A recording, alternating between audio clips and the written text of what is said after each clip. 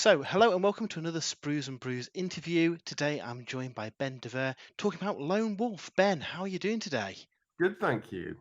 Happy to S- be here. Thank you for joining us. So, first of all, for anyone who doesn't know who you are, can you tell us a little bit about yourself and what you do? Me, I am the son of Joe Deaver, who wrote the Lone Wolf series, game books that were big in the 80s and are now coming back. I've also written a couple of them, co-written a couple of them. I was passed the baton. I like to tell people I'm the Christopher Tolkien of game books. Amazing. So if people haven't read any Lone Wolf game books before, can you tell us a little bit about them and what the? I guess there'll be some people watching this who've never played a game book before as well. There will be, and you don't know what you're missing. I envy you. I resisted for a long time. I they inhabit this very particular, peculiar place in gaming history. They sit between the tabletop and the computer, so they were kind of an early technology for solo role-playing adventures. It was essentially a Dungeons and Dragons campaign that you didn't need a dungeon master for. The dungeon master is the book. Yeah, and I guess a lot of the early basic ones were just, a choice and go to this page or that page. But Joe kind of had lots of RPG elements in him, didn't he? And stat sheets and skills and all sorts of cool stuff. Yeah, you build your character as you go through the series. That was the USP of Lone Wolf, was that they weren't standalone adventures. They could be played as standalone adventures, but there's there's now 31 and soon to be 33 books in narrative, one consistent story that you can play, over the course of in the games over the course of decades. So it's turned into quite an incredible body of work. I don't think Yeah. he would have ever envisaged it getting to that size. I mean, I think that there is a narrative whereby it was all planned, but I think that is retroactively planned, maybe. Yeah, no, that's really cool. So I guess it's been what, 40 years since the first book was released. What's Yeah. it been like growing up alongside the series, taking on the reins and then giving people a chance to explore it again or for the first time even? Well, growing up, he kept the work very separate to the family life. So although I knew what he did and was very proud of him for it, I wasn't a gamer and I wasn't into. He was very much into tabletop gaming and miniatures Hmm. and all of that world, and I just wasn't. And my world was much more to do with drama and film and music. And eventually, I ended up working in the music industry and organizing festivals. Mm. And he always encouraged me to do my own thing, which in hindsight is the right way to do it, right? Yeah, yeah, absolutely. Um, he did always plan for me to take over, but didn't tell me until literally he was on his deathbed. So it was a pretty crazy story, actually. Just announced that I would be finishing the Lone Wolf series, having only read a few of them, which was a kind of weird thing. But in hindsight, it's been a net positive. I've ended up really enjoying it. And then what's been really interesting is getting to know my dad's inner universe Yeah. after he's gone, which is sad because I can't talk to him about it. But I've come to appreciate him in a way that I didn't while he was around. So there is a nice side to it too, and also it's a fun universe to be playing in, and the fan base are incredible. And Yeah. it's a real, I mean, I do it all for them. Really, it's a joy. They're a joy to interact with, and um, it's a great opportunity. I mean, to get to write these kinds of stories for a living is, you know, it's fun. I had grown bored of my old job, so it came at the right moment. Yeah, no, that's really cool. So, how did you find kind of coming into it then and having all these books to, I guess that you'd not really played before and kind of No, delving into the fictional universe that Joe had created? um, and it was, as you can imagine, it was intimidating. Um, and at first, I didn't. I just my initial reaction was like, "But how the hell am I gonna? I can't pretend like I've got a place here. I can't pretend like I'm an expert or that I'm remotely qualified to do this." But then, with the help of people like August Hahn and Vincent Lazari and others, very slowly found my feet. Vincent was very encouraging as a co-author and allowed me to do as little or as much as I felt like doing. And then it just turned out that I've got a very similar tone of voice to my dad. We have very Mm, similar styles of writing. So um, yeah, I ended up just really enjoying it and not being terrible at it. That was the main thing. The fans reacted really, really well to the first book that we put out, that's which really then good. gave us the momentum and the kind of encouragement we needed to then feel like, yeah, okay, we can step into this now and actually, you know, be proud of it and make a, this is a proper thing. We're not pretending anymore. Whereas it was, massive imposter syndrome, as you can imagine. Oh, I can imagine. Yeah, yeah. It must have been intimidating that first book, and just I guess, the fan base for fantasy stuff's often very vocal, aren't they? Yeah, And yeah. I was it's really cool that they've kind of embraced it then. Yeah, I mean, yeah, it's not over. Like we're now working on the final book. So that's more intimidating in a way than the first one because this is it. This is the finale that people have been waiting for since 1984. Yeah, So we really want to get it. We really want to do it justice. I I take think it you want things to go out with a bang then. literally, yeah. No spoilers. Okay, There's lots of okay. bangs. Amazing. So as a part of this as well, you've been starting to put out the definitive editions of the books. So the first five are on the way, are they now? First five are now out in paperback and hardback. Then the first two books of the next series, the Magna Chi series, books 6 and 7, they're arriving on the 13th of April. Okay, cool. And you can get like a limited edition of those and a hardback. And then the paperbacks will be along in, I think, June. The aim is to have all of the definitive editions out by the time we launch the final book, so that when the final book comes out, the entire series is available in every format. We're also doing the miniatures game, Oh, which excellent. launches in September with the guys who were responsible for Senjutsu, the samurai miniatures game. Mm. So that Kickstarter launches in September to then launch in the product should hopefully come out in the 40th anniversary year. So that'll be Q3 2024. Amazing. And by 2025, we'll have, you know, hopefully a new RPG, a mobile game, a board game, all of the books out. And we're talking about a TV series at the moment as Oh well. So wow. it's Okay. all kind of, all of the snowball momentum is heading in the right direction. That's a pretty busy, what, 18 months ahead for you then? Yeah, God, tell me about it. I guess Joe would have been amazed with kind of what's planned then for next year. Do you think he would have been, proud of what you've done picking up the torch for the series? I like to think so, yeah. I think it would have been surprised actually. It shows so little interest. But the funny thing is that if I had to do this with my dad, I wouldn't have enjoyed it. It wouldn't have worked. The Yeah, dynamic wasn't right for us to. It's because of the responsibility, and because I am now all the responsibilities on me that I've done it.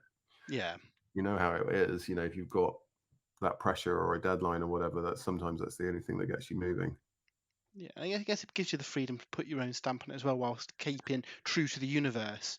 I think that's the main thing. Yeah, it's the freedom to now.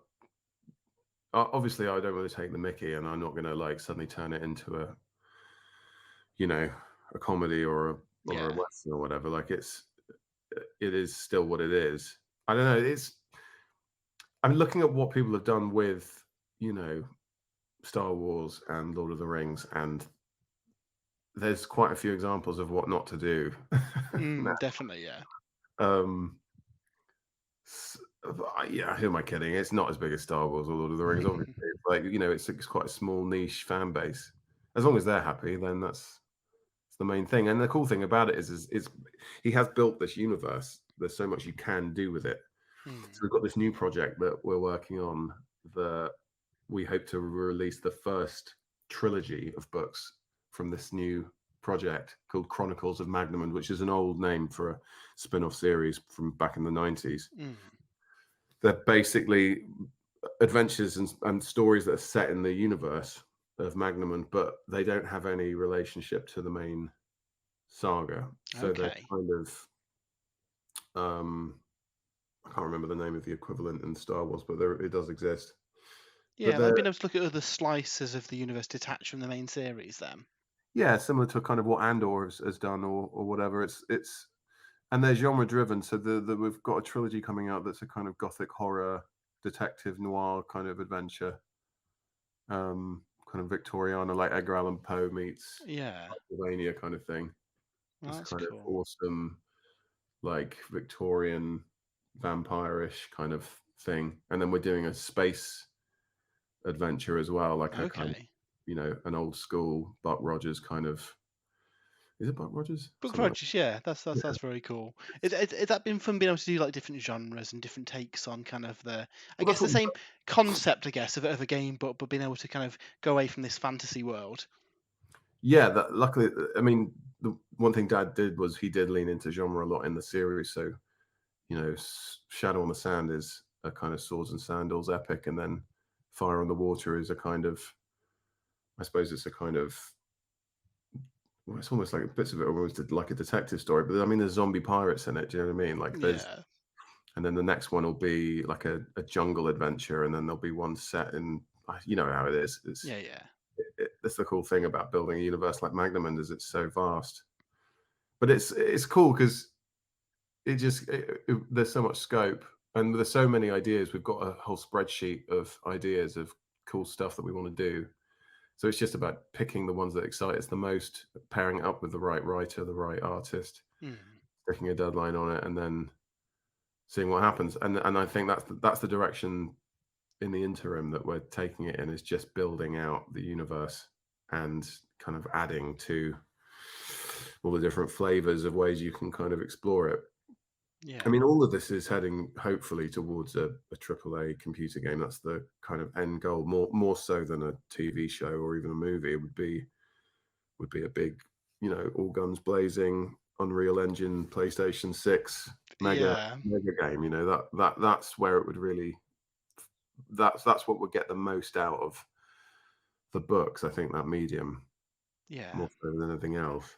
Yeah, because they very much felt like a game, but obviously within the confines of being a book, being able to replicate that into a big budget video game must be really cool. Yeah, I hope it happens. I got a feeling it might. Excellent. But it's just about building these layers that get the momentum going again, and people need to see that Lone Wolf is alive and well. Yeah, and I And guess that's is that part of the reason for the definitive editions coming out? Is there anything that you've kind of like tweaked with them or changed with them, or is it kind of the pure kind of books from the 80s and 90s? um, I mean, the main reason was we just wanted them out. Like I just wanted them to be available. And at the moment, we're doing offset printing at the minute. We're printing it traditionally, but you know, I could switch to print on demand. The point being that I don't need Penguin, Random House, or Red Fox, or whoever to give me permission to put Hmm. these books out anymore. Things have changed so much in the last 5, 10 years that Home Guard Press that I literally just run out of my bedroom is like it's a viable thing. I mean, it just about pays the bills. I'm not gonna pretend like it's like a thriving multinational or anything, but the fact is that it would have been impossible to have pulled off, you know, not long ago. Yeah, And being able to do that and being able to have control over the spec of the books, the size, the shape, the artwork, the way that everything lines up on the shelf, giving the fans the opportunity to have a complete series that isn't abridged, that doesn't have mistakes, that has a consistent look and feel, that yeah, feels like a consistent body of work. I think I feel like Lone Wolf and the fans are kind of owed that. When you look at all these other series and there's so many different box sets and editions and there's all yeah, different, they just look, and it's it's just a shame that that's just never, for all kinds of reasons, has just never materialized for Lone Wolf. And now I've got the opportunity to do it and to keep control of it and not yeah. just kind of keep my fingers crossed that the publisher are going to see it through and do a good job. Do you know what I mean? So Mm. that's the main reason. Oh, And because the American fans, especially, they didn't even get part the books past a certain number. I can't remember which one weren't even published in the States, really? and the ones they did get were abridged. There were sections missing and corners were cut, and Okay. so if you're trying to build a universe, an IP, a brand that you can then create TV, games, and board games and computer games from, the base, the foundation of that universe needs to be presented in a professional way. Mm. Yeah, no, That's that's that's really cool. basically it's for the fans and also for building a hopefully momentum for more awesome stuff. Yeah, no, that's amazing. And again, for the fans, it's gonna look pretty awesome having all those books, all with the same spines, all looking good on the bookshelf. That's one of the bugbears of mine. We've got disjointed series, and Yeah. it's gone through different publishers. And like you say, yeah, it's no, that's cool. So obviously in the 80s and 90s, when I grew up with them, game books were super popular. How do you think people who didn't grow up with them would find them today in a world where we've got, video games on your mobile phone? There's a retro appeal in the same way as people are still collecting records and pinball machines or whatever. The original fans have grown up and have kids that are the age at which they were originally pitched. I've Mm. got a 10-year-old and she's reading them. So a lot of it is the parents pushing their childhood interests on their children. But what's been interesting is seeing how many of those kids are actually really enjoying it. Yeah. And it's a kind of guilt-free pleasure, It's the same way that you felt like you were cheating when you read them in the library at school because for all intents and purposes, like you were reading, but actually you knew that you were playing a really cool game. Yeah. It's a similar thing now, like for reluctant readers, kids, especially kids who are on the autistic spectrum, Mm. and parents who are struggling to get their kids to read, schools as well. School libraries have really started taking an interest. It's a great kind of gateway into reading. It's like mixing up the peas with the mashed potato. That's a really good analogy. How's your daughter finding the books then? I think that she pretends to like them more than she does, Okay, okay. but she's enthusiastic. But then, as soon as I turn my back, she's back to, you know, the Diary of Anne Frank or Yeah, whatever it is that she's actually interested in. But I mean, it's fun playing them with her. It's a yeah, thrill, especially three generations, all taking part in this one cool thing. It's nice. yeah. That's pretty cool. So, have you got a favorite book from the series? I mean, I really like Shadow on the Sand. But I'd be lying if I didn't say that the first book that we wrote, me and Vincent, is probably Mm. my favorite because we wrote it and I know it better than any other book. I thought Dusk of Eternal Night I really enjoyed. There are parts of that book that I really love, but I just think there's something very Temple of Doom about Dead in the Deep. The way the story's structured and the escape from the caverns at the end, it was just really fun. It's a really fun story. Yeah, awesome. So, anyone who's played game books in the past knows that there's always the bit where you're tempted to cheat and maybe flick ahead to see what's happening. Have you ever cheated on an adventure yourself? Never. Never, never. No, no. Of course. That's why we put two ribbons on the definitive edition because that you don't have to like have with your fingers tucked in various places. We help people out. Yeah, I mean, when you amazing. die in a computer game, you go back to the last spawn point, right? So it's not cheating to go back and try again. It's kind of the point. There are these purists who play it all the way through, and if they die, they go back to the beginning and fight from, Really which is hardcore. hardcore, yeah. Um, but we've created different ways of playing for the definitive editions, a kind of easy, medium, hard mode. So there's like a veteran mode way of using the summer sword, for example, because the summer sword was a bit of a problem when it came to Mm. difficulty. This is all way above my head, by the way. Like this has all been sorted out by people that understand it, and they've done a great job. Yeah. So that's the other cool thing about the definitive editions is they're the best version of the books. Mm. They've got artwork that's never been published before. Everyone's favorite bits and bobs have been included. We've fixed problems and tightened up some of the cul-de-sacs and dead ends and the rules, and it's all rebalanced. And a lot of work's gone into it, a lot more than people may realize.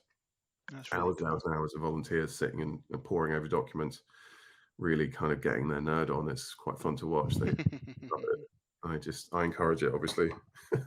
Well, one thing I've always wondered, did Joe have like maps of how the adventure was going to go, or was it just kind of created as he went? It was flow charts. Yeah, I could show you. I've got them in my cupboard.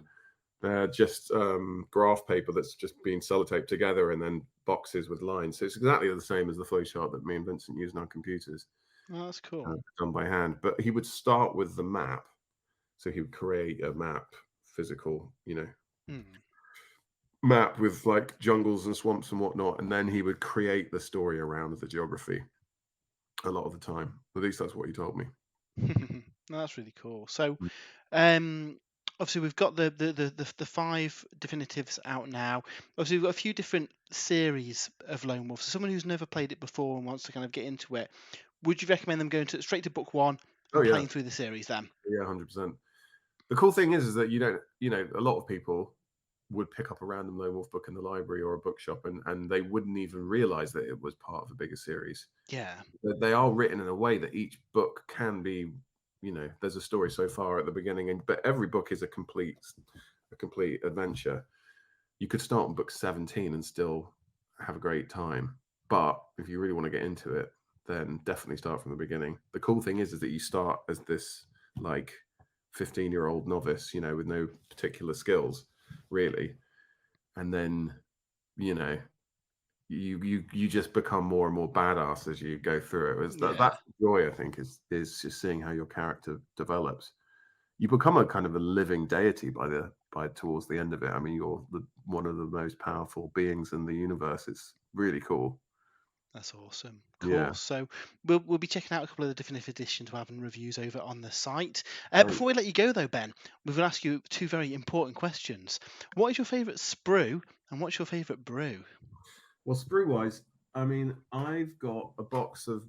My dad was an avid collector, painter, obviously. So I've got an early lone wolf Oh, nice. that he painted himself, which is That's pretty very cool. cool. It's ceramic, I think. And then, I mean, you've got everything from Victorian policemen to Moses to a robot Hitler. Wow. Okay. You've got Wellington and Napoleon here. I mean, it was such a weird collection of random stuff. But the earliest stuff, the old minifig American Civil Mm. War stuff, that's quite cool. I Have you ever know. dabbled yourself in miniatures? Yeah, I mean, I used to play with my dad. He used to have these big games up in his gaming room in his office that used to go on for days. Um, and me and him had some really cool games together. I mean, my favorite was the reenactment ones where you would reenact a battle from World War Mm. II or whatever, or Vietnam, and see if it could have ended differently. That was more my bag. Excellent. No, that's Mm. really cool. And what's your favourite brew? What's your drink of choice while writing? I mean, it's got to be Guinness. It's got to Guinness. be, Okay. yeah, that's my go-to. Amazing. Well, thank you very much for joining us, Ben. Like I said, we'll have some Lone Wolf reviews coming up on the site, and hopefully chat to you in the future with some of your more of your other projects. Thanks. Until next time, we'll see you soon, and have a great weekend.